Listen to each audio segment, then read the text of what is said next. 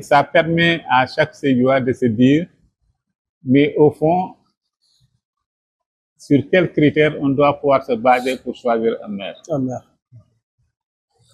Parce que le maire, il ne s'agit pas de qu'il vienne vous remettre un peu d'argent à l'occasion d'une campagne et dire que c'est le meilleur.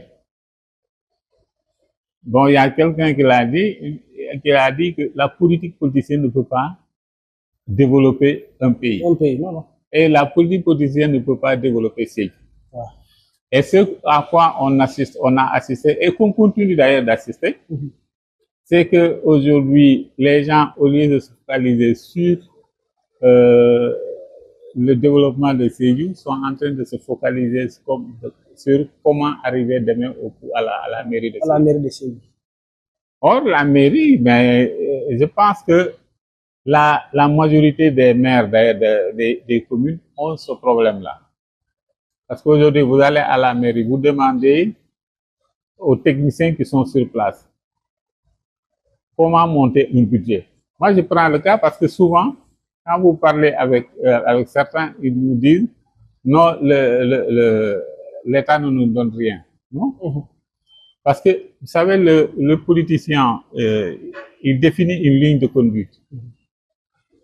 Vous, en tant que maire, vous avez vos priorités. Et c'est ça qui est important. Un budget doit pouvoir dégager les priorités. Et ce sont des priorités qui doivent être efficaces, c'est-à-dire qui doivent pouvoir donner un résultat pour les populations. Mais si vous montez un budget, en regardant, vous sentez que ce que les gens ont mis là n'apportera aucun résultat, mais les techniciens, parce que là, le politique s'écarte, c'est les techniciens financiers qui regardent est-ce que ce budget-là peut développer la commune. Est-ce que ce qui est prévu pour les investissements, est-ce que c'est vraiment ça la priorité pour la commune? Mais si vous ne le faites pas, si vous ne pouvez pas faire un budget qui est cohérent, qui puisse convaincre le décideur, c'est évident que vous ne serez pas financé. Or, le problème que nous avons, et ça c'est valable pour toutes les communes rurales, c'est que la commune elle-même n'a pas de recette rentable. Ouais, la rentabilité, parce que vous êtes dans certaines communes, tu poses la question au maire, il te dit, nous on ne gagne rien. Mais c'est ce que je dis, si vous prenez Sédhiou, il y a que les marchés qui donnent peut-être par jour. Mais ces fonds-là ne peuvent pas développer une commune. En dehors du budget qui est donné, qui est alloué à la mairie, mais parmi les domaines transférés, le maire, en dehors de ces domaines transférés, le maire a la possibilité d'engager des liens de coopération avec des structures extérieures. On a vu du temps de maire là, beaucoup d'entrées dans la coopération, mais le résultat est pratiquement nul parce que simplement, quand il y a un projet qui arrive à Sédhiou, les gens mettent plus de politique que de technicité. Moi, je prends le cas du Primoca. Moi, je suis arrivé à Sédhiou quelques temps après. Le Primoca est arrivé. Mais aujourd'hui, je sais que vous, en ce moment, vous étiez pratiquement des bébés, des enfants. Mais si on vous dit aujourd'hui, quel est le résultat du Primoca? Il n'y a rien. Parce que simplement, on a mis plus de politique, plus de discours. Et ça, j'ai aimé un président africain qui a fait entrer dans la Constitution, dans ses lois, l'interdiction de faire des louanges à un dirigeant, à un président de la République. Ah, mais il a parfaitement raison. Parce qu'il dit qu'en réalité, si vous passez tout votre temps à faire des louanges à un président de la République, à un certain moment, il se prend pour Dieu. Évidemment. Hein? Et ça, je crois que c'est important, parce que simplement, moi, je prends le cas, si je reviens à Sédhiou, mais les gens ont tendance à chanter les louanges du maire. En réalité, à un certain moment, ils pensent qu'il est incontournable. Mais là, quand les populations se détachent, mais il est déçu et il se retire. Et c'est le cas du maire actuel. Malheureusement. Parce que le maire actuel, au début, mais vous allez chez lui, c'était un monde fou. Mais aujourd'hui, si vous allez chez lui, est-ce que vous trouvez quelqu'un? Personne. Voilà. Je crois que ça, ce sont des situations qu'il faut gérer. Et c'est pourquoi je dis politique politicienne, ça ne pourra jamais nous faire décoller. Il faudrait que les gens acceptent. Il faudrait que les gens acceptent d'être eux-mêmes. C'est pas parce que on a fait de moi un maire que je suis autre chose que ce que j'étais. On reste toujours une personne. Et également dans l'organisation, j'ai vu, bon, on a essayé de regrouper des chefs de quartier et autres.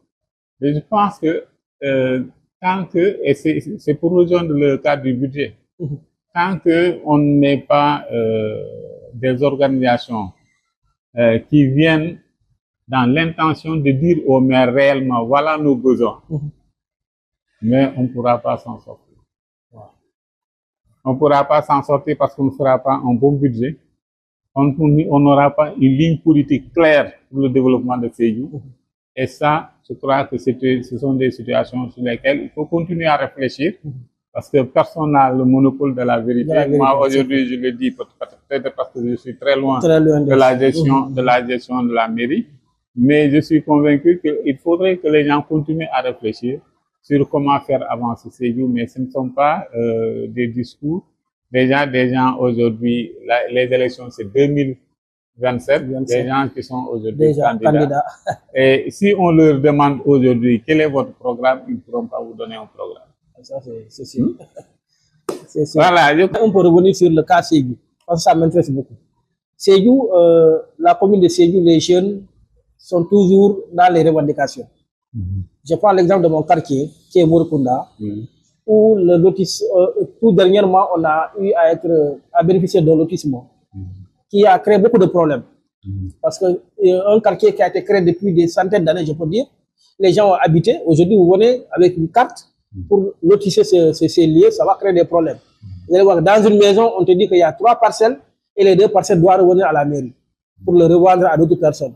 Alors que toi, tu as déjà clôturé ta maison, il y a même 2 de tes appartements qui se trouvent de l'autre côté de ta maison, on te dit que cette partie-là ne doit pas t'appartenir parce que sur la carte, tes lots ne sont pas venus jusqu'à ce niveau. Ça, c'est des problèmes. Deuxième chose, on a un stade, oui, les gens en parlent, mais la clôture du stade est menaçante. N'importe quel jour, ça peut tomber. Le stade régional, on n'en parle plus. Depuis l'arrivée du ministre du Sport au début, elle a décrié l'état du stade et jusqu'à présent, les gens n'en parlent plus. Il n'y a pas de suite. On ne sait même pas ce qui se passe. Deuxième chose, les Sédhiou s'agrandissent. Les routes, l'électricité, mais aussi l'extension de l'eau qui manque.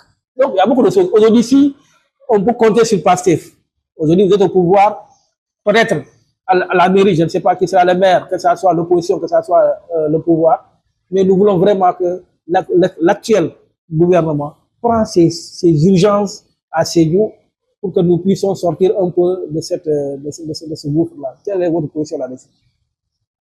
Mais c'est un peu revenir à ce que je disais tout à l'heure. Vous savez, un gouvernement, son interlocuteur,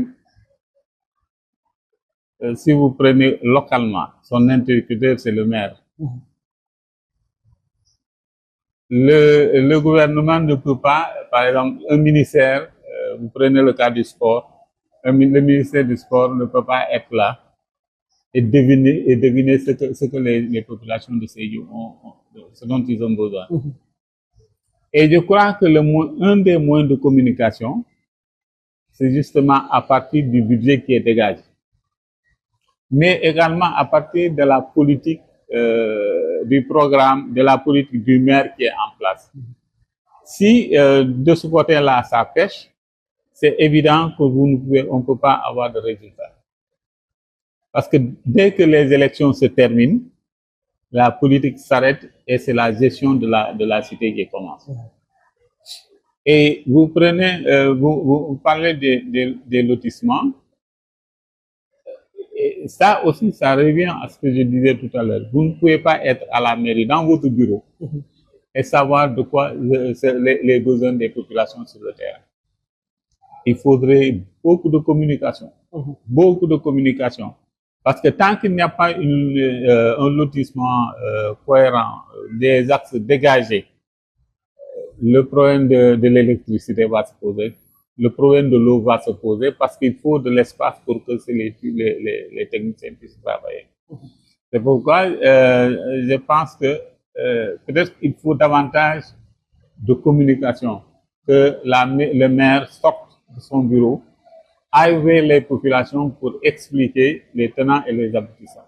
Moi, je suis convaincu qu'il y a une bonne communication avec, parce que si on inclut les jeunes, les femmes, les adultes, dans un groupe pour réfléchir pour l'avenir de ces lieux, les décisions seront beaucoup plus faciles à prendre que rester dans son bureau.